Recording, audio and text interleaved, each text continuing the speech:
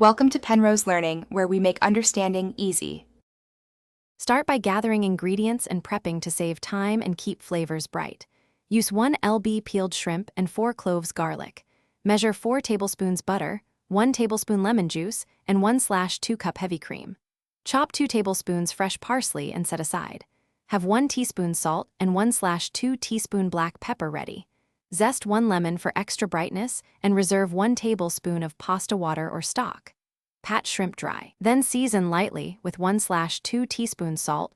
Heat a large skillet over medium-high heat and add 1 tablespoon oil plus 1 tablespoon butter. Sear shrimp 1 to 2 minutes per side over medium-high heat until pink and just cooked, then remove to avoid overcooking. Reduce heat to medium, add remaining 3 tablespoons butter, and sauté garlic for 30 to 45 seconds until fragrant.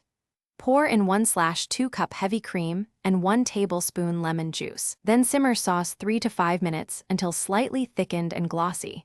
Return shrimp and toss to coat evenly with sauce. Taste and adjust seasoning with an additional 1/4 teaspoon salt or a grind of black pepper as needed.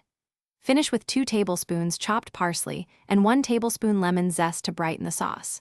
Serve over 8 ounces cooked pasta, rice, or with 4 slices toasted bread for dipping. Portion yields 4 servings.